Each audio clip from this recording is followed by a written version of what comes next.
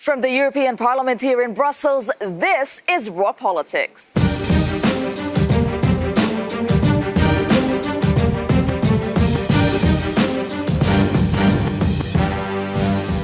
Thank you for joining us tonight, and this is what we have for you on the menu. Parliament's Me Too moment. Victims of sexual harassment, including interns and assistants, share their stories online. Banning plastics. Europe's environment ministers take aim at your forks and straws. Saving Europe. Marine Le Pen lashes out at so-called enemies of Europe in Brussels. Brexit standoff. Who will blink first in high-stakes negotiations between the EU and the UK? And mocking May, did Jean-Claude Juncker impersonate the UK PM? All right, it's time to meet our panel for tonight. We have, of course, Darren McCaffrey, our political editor here at Euronews. Darren, which of these stories are you watching closely? I think that's been Marine Le Pen. As Emmanuel Macron falters, Le Pen sees an opportunity. And given the fact that we are, 7 or 8 months away from these crucial European elections, it's clear that she views an anti-EU argument as the way forward. Interestingly, though, she doesn't think that Steve Bannon, as part of this plan to unite populists, will be explaining why. Indeed, she said that thing in front of Salvini. Right, also joining us tonight is Nina Sheikh. She is a political commentator and director of data and polling at Rasmussen Global. Nina, which of these stories do you like? Well, I think it's another crunch week for Brexit. And as to who's going to fold first, I think I have a good idea. So, oh, we'd love to hear that one. Yeah. And joining us also is Jeanne Ponte. She's a parliamentary assistant and co-founder of the Me2EP.com. I think we know what you're going to be choosing here tonight. Absolutely. I'm going to speak about the Me Too movement and our movement of workers 12 months after the big international Harvey Weinstein scandal. All right. Which is, in fact, the story we're starting with tonight, because it brought down Hollywood heavyweights. It inspired worldwide protests, and most recently, it shook America's judicial system to its core. Now, 1 year after the first Me Too hashtag began trending on Twitter, we are seeing a revival of the movement in this very building. Last year, MEPs passed a resolution to combat sexual harassment in the EU, and advocates are still waiting for it to be implemented. And today, Parliament employees launched an anonymous blog meant to, quote, break the culture of silence. Take a listen. In December 2017, I started my internship in the European Parliament. In the first days of my new appointment, I got into the elevator and inside was a man I did not know. He looked at me up and down and then proceeded to tell me that there weren't many beautiful women in the European Parliament and that since I was new, I should take the opportunity to taste his pancakes. He then told me that the pancakes should be eaten in the morning and that I should absolutely taste them in his place. I received an email once at 2 a.m. from a political advisor working at the European Parliament, known for his passion for lustful photography. The email, sent from his work email to mine, included a series of pictures taken of me at work without my consent or knowledge. The subject of the email? I have more pictures of you. I was a young male trainee at the European Parliament, fresh out of my postgrad studies and excited to get involved in politics for change. During a group off-site, I was too lenient with the open bar and ended up more under the influence than I usually allow. A friendly man followed me all night and his bravado grew as the hours passed. Drunk and vaguely uncomfortable, I decided to go to my room and sleep. He followed me and begged me to be allowed to take the extra bed. Having no more fight left within me, I allowed him to take the extra bed in my large room and I went to sleep in my own bed. The feeling of someone touching me woke me up. I continued to push his hands away from my body and repeatedly told him to stop. At one point he finally did, reluctantly. I was sent on an official mission and decided to share my Airbnb with a colleague. One night I was in bed when I heard a knock on the door. My colleague walked in just his underpants. I got angry and insisted he leave. Instead, he barged and got into my bed. I was so scared that I curled up in a little ball and begged him to leave me alone. But rather than respect my wishes, he chose to assault me. I filed a complaint with the competent authority on the 3rd of October 2017. I am still waiting for their answer. Well, these are very powerful stories. Jeanne, of course, I will start with you. Today, we have 5 stories on the blog. You told me there are 8 that you have currently. How pervasive is this problem in the European Parliament?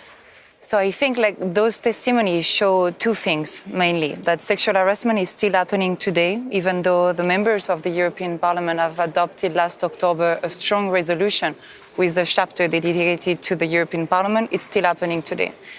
And what the other thing those testimonies show is that sexual harassment happened to men and to women at the same time, even though the statistics show that 90% of the cases are the victims are women, it's also happened to men. And since this morning, so the blog is public from this morning, and since this morning, we received 8 new testimonies. On those testimonies, 4 are about men being victims. And we know, and I'm making a strong statement here, sexual harassment has no age. Sexual harassment has no frontiers neither.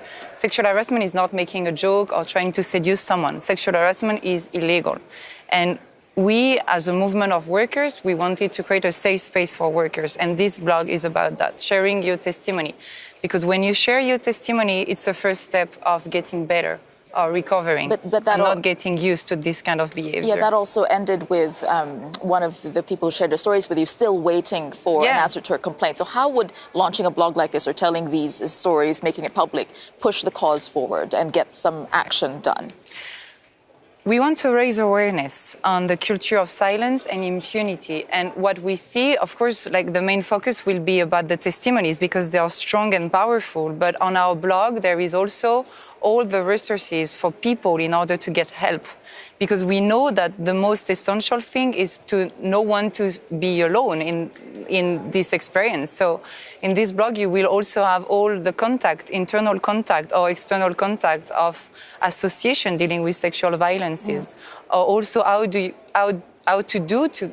formally lodge a complaint, because we also know this is really hard, qualifying sexual harassment. Yeah. And defining in your daily life what is sexual harassment is a big challenge, getting the evidence as well. Yeah, so Nina, what do you think is the biggest hindrance, I think, to getting some action on sexual harassment? I think it's implementation. Yeah, absolutely clear that there have to be consequences for this kind of behavior. This is intrinsically about power structures, so it affects any age, any gender, multiple industries. So just as we see it in politics, we saw it in Hollywood, unsurprisingly, we even saw it in the world of international development aid.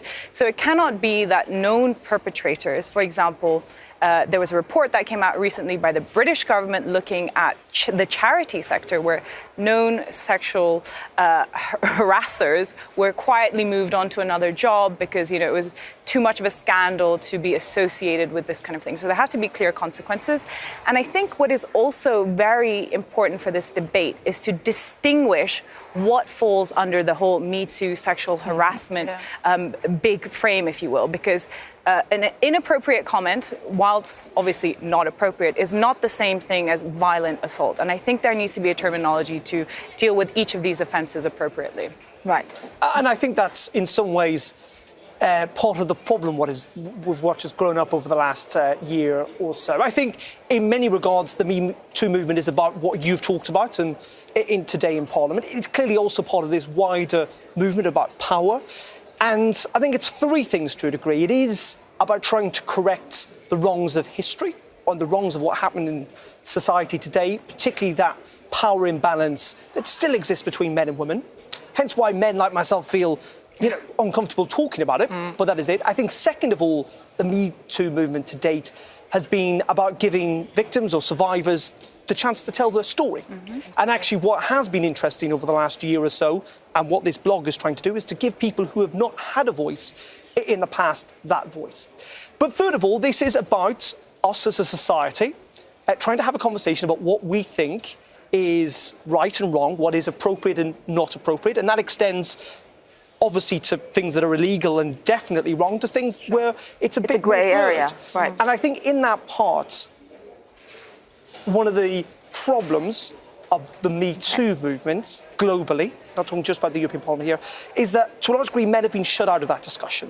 And I think that's been to the detriment, because ultimately not only are men sometimes the victims of inappropriate behaviour, but ultimately they have to be part of the solution, and they have to be part of the conversation. I think to date there's been an attempt by some to essentially shut men out, and I don't think that's helpful, because ultimately this is it's a big societal shift that has to happen, but it has to happen with everyone. Absolutely. So men being part of the conversation, a point being made. And there are other opinions, obviously, in this debate, because support for the Me Too movement hasn't always been homogenous. One of the most well-known examples of this is a backlash to the movement. It was in an open letter to Le Monde earlier this year. It was penned by the actress Catherine Deneuve and a group of 100 prominent French women. It said, what we are once again witnessing here is the Puritanism in the name of a so-called greater good, claiming to promote the liberation and protection of women only to enslave them to a status of eternal victim and reduce them to defenseless praise of male chauvinist demons. All right, I'd like to put it, okay, maybe Nina first. Do you see where she's coming from? No, I think that's a ridiculous statement, because I think whether you're too idealistic on either side of the argument doesn't make sense, and you have to land somewhere in the middle. We know that sexual harassment is rampant all over the world. I mean, I come from a country where women are basically second-class citizens. And as I already pointed out, this has much more to do with the inherent structures of power. So even though there is a strong gender element to it, men and women are both, affected by sexual harassment. So I absolutely don't agree with this argument that by talking about sexual harassment, you're actually taking away women's agencies. Absolutely not. This is not only about women, it's about men and women. It's about structures of power in society. And men have to be a part of this conversation just as women. But you did make the distinction also on drawing the line between what's definitely illegal and assault and something that, it's inappropriate. Exactly. And I think the problem is that around this debate, too often you get ideologues on either side. So you have some people saying, whatever is sexual harassment is all the same, and they tar it with the same brush. So you have to be able to determine what the nuances in that argument are. And on the other side, to claim that this is all nonsense and you're taking away women's agency by talking about this, and this is a chauvinist experiment, is also nonsense in my view. And Jeanne, I was reading some analysis on what the debate within feminist groups, so feminism, some who would say, well, if you're being assaulted, then call the guy out for it. Don't be quiet. So how would you respond to that vision of, well, this is what feminism is about? Call him out. Be strong. Don't hide behind. Yeah, but those victims are strong, because they are strong enough to speak out and to share their own stories. Of course, there is a problem of the official lodge of a complaint, but that is something else. But I will not say, just to go back to what you previously said, putting the responsibility on the shoulders of the victims is a quite easy solution. To say to women who are victims or men victims of sexual harassment or sexual assault, you should speak out, you should complain, you should go to the police. I mean, everyone can say that, but in reality, doing it, making the step of doing it is quite much more difficult. And I do think because I was really fed up hearing it's about culture. Sexual harassment is about culture. For example, Catherine Deneuve is a French citizen. I'm also a French citizen. So I've heard so many persons telling me, but French people like seducing other people.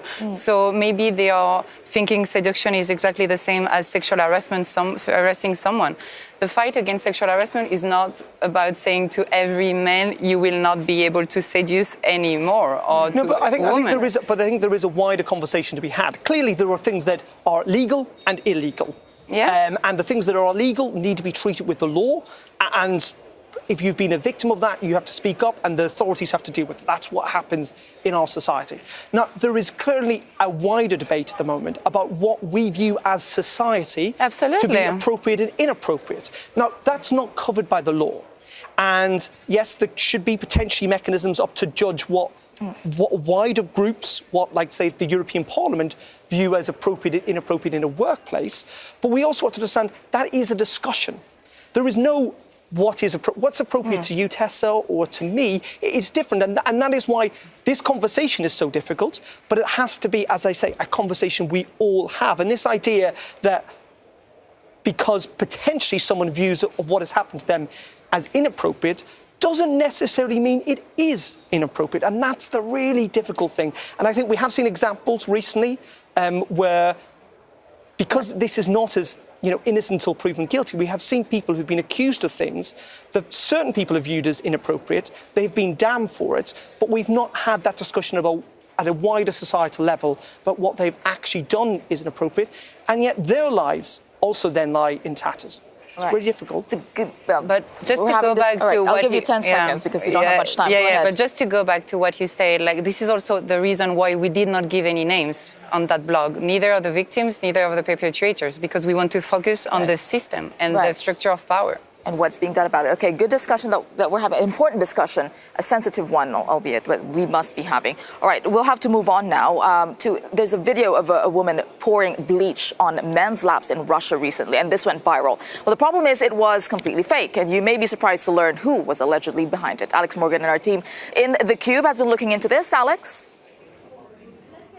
Well, the video, Tessa, went viral globally. Let's just show you the video, picked up as it was by media all around the world, taken from an activist's YouTube channel. Here we go. We have bottles of apparently bleach being poured on the laps of men on the subways in Russia. Now, this individual here seemingly pouring it on shocked men who are spreading their legs, something that's described as man spreading. And this video then picked up and shared around the world. The individual who claimed to have filmed it, Anna Dogovlyuk, saying that it was her video manifesto to tackle what she called people trying to display their alpha manhood, saying if they try and do that on the metro around women and children, they deserve nothing but contempt. And saying here that this video manifesto was shared and made possible with the assistance of her friends. Well, what really made it go global was when it was picked up by In the Now and put into the English language. Now, In the Now, something to know about them. They are owned by Russia Today, and Russia Today is funded by the Kremlin. And there's a caption at the bottom here in that video which acknowledges some say it's all staged. So why is a Russian platform translating this video into English, pumping it out into the English internet sphere, and acknowledging that some people say the video is all fake? Well, EU Mythbusters, that's a project that EU versus disinformation campaign set up in the European Union to tackle what they say as Russian disinformation. Well, they say this whole video was shared by the Russian media because it stirs up extreme views. And in the Facebook comments of that video, more than 21,000 of them, I can tell you, many of them are too offensive to share. It is extreme feminist and anti-feminist views. And these researchers claim that is exactly what the Kremlin wants to do. They call it the operating method of troll factories, saying this is just another example of, regardless of whether the video is true or not, the Russian media will share it to get extreme views. They also say the video itself, to bring up a quote from them, mirrors a sort of hostility in Russian state television to what they say is the Me Too movement and political correctness in the West. So the claim here is that this video is staged and then shared, regardless of it being staged, by Russian media to get a reaction. And I'll end very quickly on Anna responding to these claims on Instagram. YouTube, by the way, have taken down her original video for breaching their guidelines. Well, Anna here, she mocks Western media. This is The Sun she's quoting here, saying, well, I thought my critics in Russia were the biggest idiots. Now I believe it's Western media. So she obviously rejects those claims. But needless to say, this video has stirred up extreme views and reminded people there was a lot of hostility to the Me Too movement in Russia itself. All right, thank you for that, Alex and the Cube team. Nina, this is right up your alley. I'm going to ask you this. You've been, you watch Russia very closely as well as the internet. I mean, this manipulation, what was the objective? This is straight out of the Russian playbook. I work with the former Secretary General of NATO, and we're looking at how the information space is being weaponized. Russia seeks to, which it has been doing, by the way, in covert foreign influence operations around the US elections, around European elections, around Brexit. It is in Russia's interest to seek to divide and conquer its, well, not enemies, but, But on an issue like the Me Too movement or feminism. Absolutely, but these are the issues that have become so highly partisan in Western politics now. Issues around identity, issues around race, issues around immigration. So and gender. And gender, absolutely. So as these issues become more and more, associated to certain political tribes, and people completely associate their identity to that political tribe, whether you say you're a liberal or you're conservative, these are the defining issues. And of course, Russia is able to do this because there are splits in our Western democracy. So I expect a lot taking more advantage of just divisive chaos, confusion, issues, and cause lots of trouble. Or another divisive issue. Well, let's turn to Brexit, because despite some optimism in Brussels and London, a deal is still not certain. DUP leader Arlene Foster and SNP leader Nicola Sturgeon, they're both setting out their stalls in the negotiation trade-off. Let's get the latest now with the Brexit brief.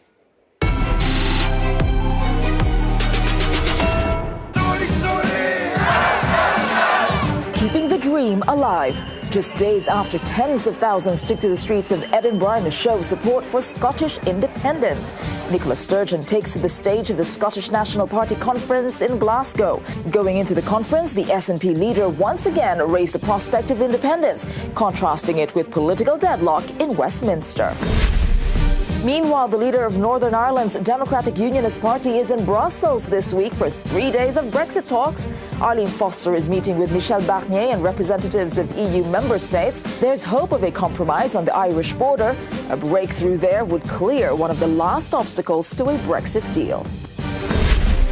Back in London, a boost for Theresa May. The percentage of Brits who have confidence in Theresa May's ability to get the right Brexit deal is up by 22% from last month and since her speech at the Tory conference. That's according to a poll by ORB International. Although a slim majority still thinks she won't deliver. The British public is perhaps hoping that May's famed fancy footwork can clinch a Brexit deal. Darren, you've been doing the rounds here in Brussels. I mean, should we be optimistic? What's going on? Well, it's really interesting. I think the mood music that we saw at the weekend from people like Jean-Claude Juncker and Donald Tusk, I think was a bit of political game playing by the European Union, almost to put the pressure back on Theresa May in order to try and mean that if there was no deal, it would be, of course, her fault. I think interesting today we saw the DUP leader, Arlene Foster, here in this Parliament, where she gave a press conference and reiterated her red line, as she put it, that there should be no border in the Irish Sea, separating Great Britain from Northern Ireland. Her point is that she does not want to see any extra checks. Now, there had been a thought process that we're going to see an alternative plan on this issue of the Irish border from the British government in the next couple of days. There are now rumours that that might not happen because ultimately the DUP, bizarrely, even though they only represent 30% of the people in Northern Ireland, even though Northern Ireland as a whole voted to remain inside the EU, if they do not like this deal, they have got the votes in the British House of Commons to essentially dump any deal that Theresa May signs with Michel Barnier, and that's why they matter. And as for Scotland, clearly one politician's problem is another's opportunity, and Nicola Sturgeon clearly views this as a chance to ramp up the independence argument, though there were a whole series of opinion polls at the weekend. It still shows that if there was a referendum tomorrow, for example, independence would not pass, but if there was no deal when it comes to Brexit, it might just do. So that's how big the stakes are for the British government. I'll go to Nina because you said you had an idea on who's going to blink first. I'd like to know. Well, I think as is consistently proven to be the case in the past 2 years of negotiations, when you pit 1 against 27, the 27 tend to win. So I think the UK will blink first. I mean, but I have to agree with what Darren is saying, despite, all the will they, won't they, no deal kind of talk. I think we're edging closer to a deal because fundamentally, ultimately, it is in everyone's interest to strike a deal. And one of the biggest sticking points in the talks, that's the question of the Irish border. If there is no deal, that is not resolved. So I think where we're heading really is towards the position where the UK kind of remains in the customs union. Yeah, so you call the bluff of Theresa May. She said, we're going to leave, but actually, no. She's just... Yeah, and I think right, people talk about, and it's a natural thing to say that, of course, it is in everyone's interest to get a deal. Economically, Britain would be damaged, the EU would be damaged. But Brexit, its sense, was people voting against their economic self-interest to a degree. And there are people perfectly willing to say, we do not want a deal if it's not a good deal, even if, again, it does Britain or indeed the EU more damage. So, it's still really difficult to judge. And this discussion's not over because the whole week is about Brexit. All right, we have a lot more coming up on Raw Politics. As Europe moves to ban single-use plastic, we ask, is it a significant step or feel-good policy? And is Marine Le Pen eyeing a political comeback by attacking so-called enemies of Europe? That's still to come.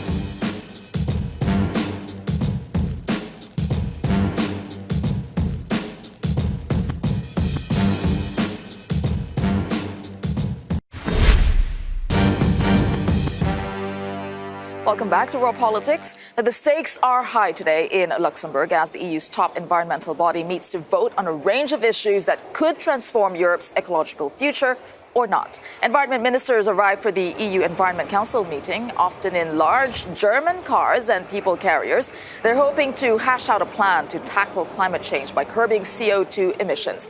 The Commission and the Parliament are still at odds on what the target should be for 2025 and 2030, and the German automotive lobby has a lot to say on the topic. Austria's Environment Minister will also tell her counterparts that she is keen to wean Europe off of single-use plastics.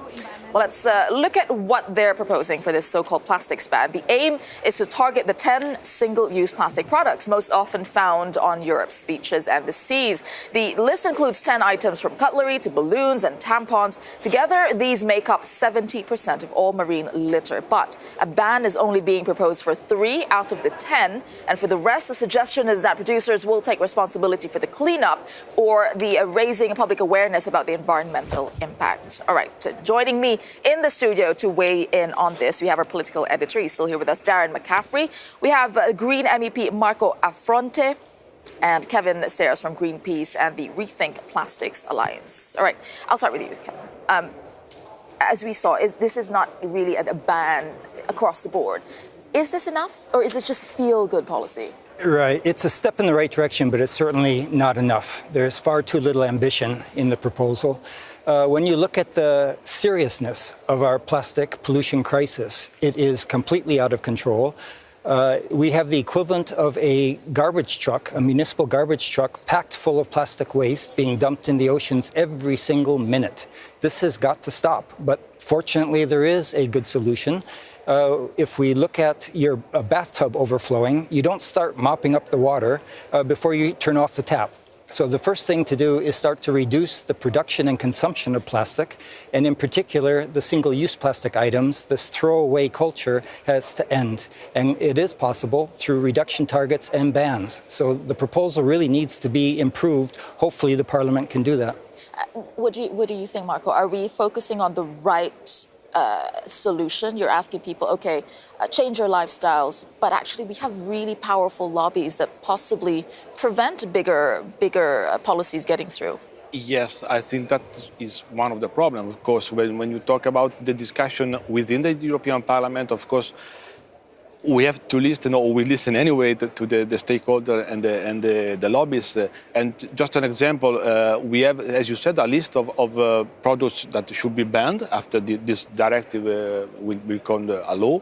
And in the last weeks, I met, for example, a representative of firms in Italy that produce only and exclusively sticks for the coffee. So they say, okay, the directive is good, but you can derogate on the sticks coffee. And another one, I met another one that say, okay, the directive is good, but you have to derogate for the catering, because the catering is not possible with plastic. It's not like this. We cannot work like this.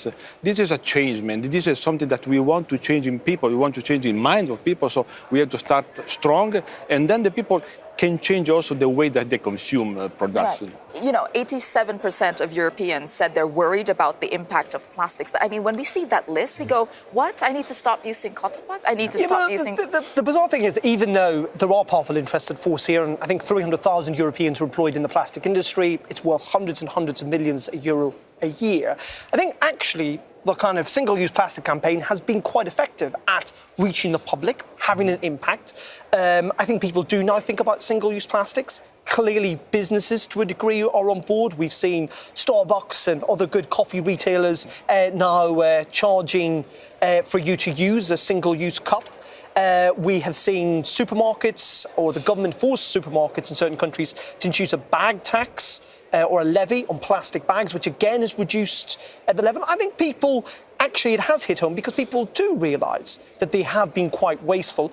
The problem is, how far can this go? And for everything that you want to ban, you have to have an alternative. People are willing to swap or to make compromises, but it's very difficult to give up anything wholly. And that, I think, is the troublesome nature for environmentalists, but also for legislators. All right, there's something else I'd like to bring up, because let's take a look at how much of these proposals would actually tackle the problem of plastic waste. Where does most of the waste come from? So far, packaging is far and away the biggest driver of plastic pollution. It made up 59% of plastic waste in the EU in 2015. Next was electronic equipment at 8%, followed by agriculture, automotive and construction industries, which made up 5% each. Kevin, I'll ask you, packaging. Why don't producers just stop producing these plastic packaging?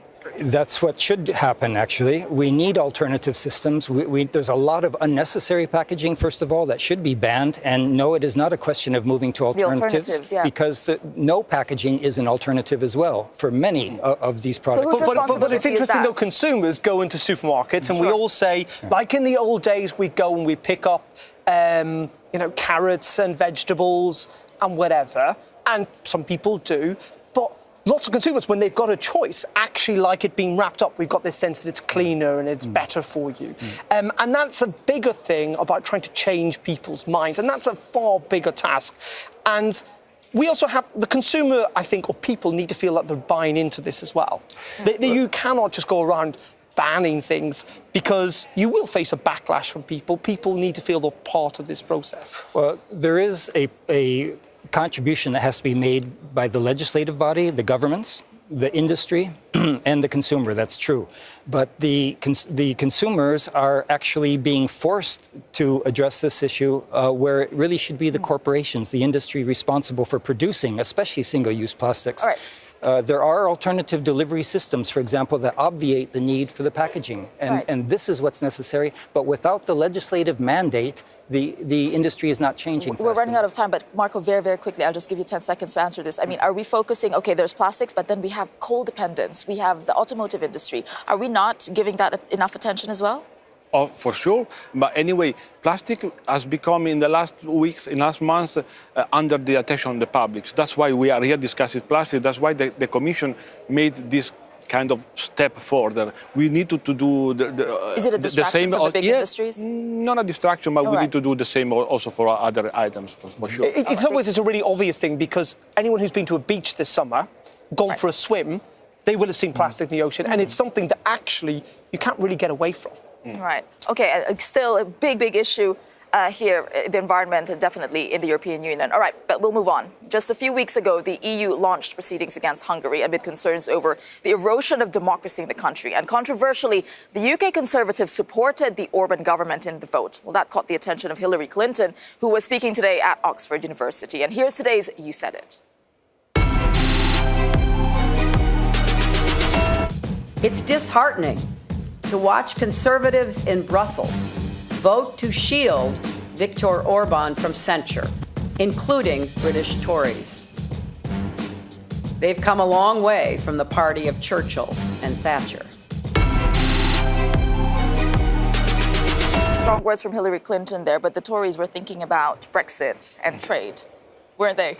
Yeah, yes, of course. The Brexit is such a big issue, and I think that I don't know. I don't reply directly to your question, but I don't know if at the moment, if we ask the people of the UK, they are still happy with the decision that they took some years ago, because you know how many consequences is. Was there merit in that decision? That I think what's interesting is actually almost the regret within the Conservative Party about allowing this to happen. They faced a big backlash, not least from the Brexit-supporting Conservative press in the UK, who thought, the mantra of Britain may be leaving the European Union, but is not leaving Europe, and it should stand up to people like Viktor Orban, actually has rung through. And I think probably in retrospect, the MEPs possibly regret it. Now, the Conservative Party say that they make their own decisions. Downing Street were not involved in telling people what to do, but clearly you're right. Brexit had a part to play in the mindset of their MEPs, who currently, it must be said, Britain are looking for all the allies they can get inside the European optimistic Union. This week, but that week I remember in Strasbourg was a lot of pessimism around Brexit. All right, we still have a lot more for you after the break as anti-Macron protests come back to France. We gauge the prospects of a political comeback from Marine Le Pen. Plus, did Jean-Claude Juncker mock UK leader Theresa May during a press conference? That's coming up after a short break.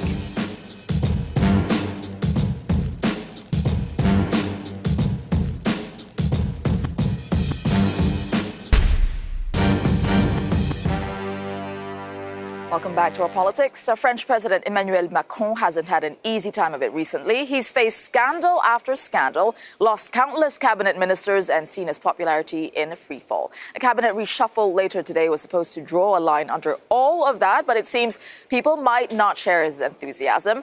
In major cities across the country today, crowds of angry people rallied against Macron's social policies. People of all ages, from students to retirees, turned out in force to attack policies they say target the weakest and the poorest. It's the first nationwide demonstration since June, when strikes crippled the country. All right, Macron's recent woes come as it appears his main rival, Marine Le Pen, is back in the headlines. Yesterday, flanked by Italy's Deputy Prime Minister Matteo Salvini, the pair set out their joint front against Brussels. They said the upcoming European elections would be a revolution. Or, nous sommes aujourd'hui à un moment historique. C'est l'histoire avec un grand H qui va s'écrire au mois de mai prochain. C'est l'émergence d'une Europe des nations, d'une Europe du respect, d'une Europe des protections, c'est-à-dire celle pour laquelle nous nous battons depuis de nombreuses années, notamment avec Matteo Salvini. I nemici dell'Europa sono coloro che sono asserragliati nel bunker di Bruxelles.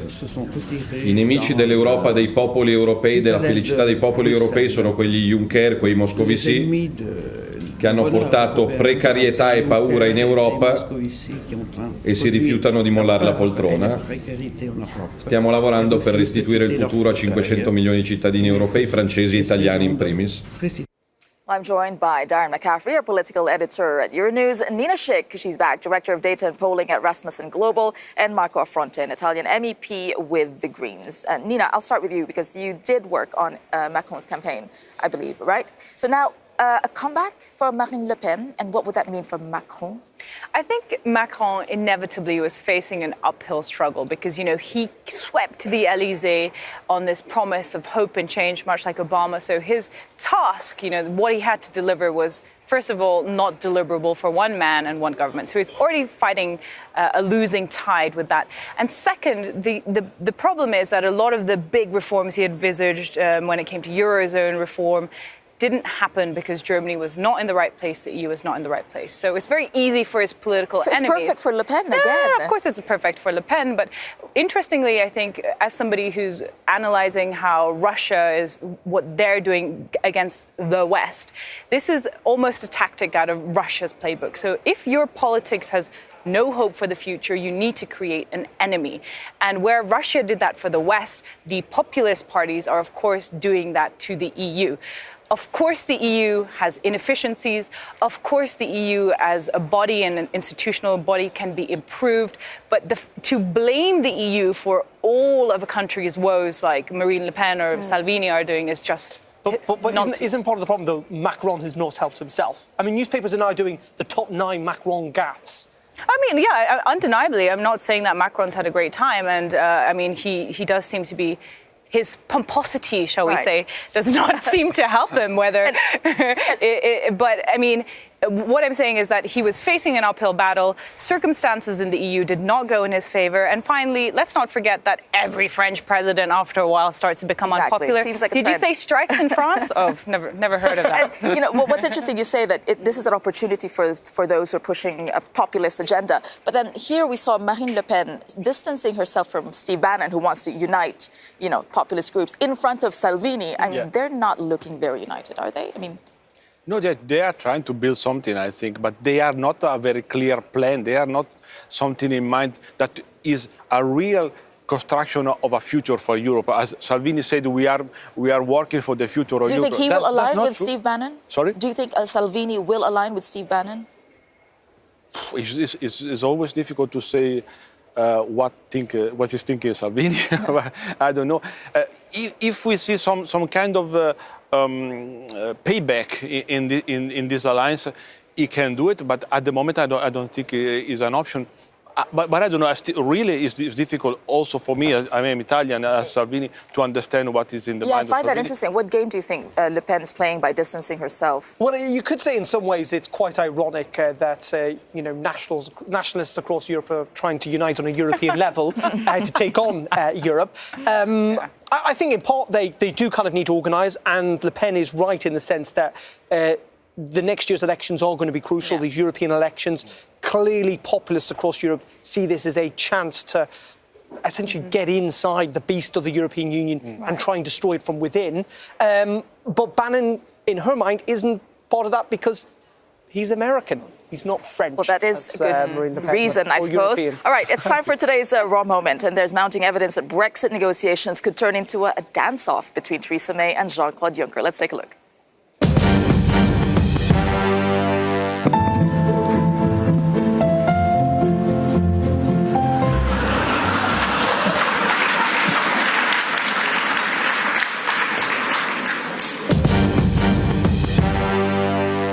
Look at that. This has become a signature now.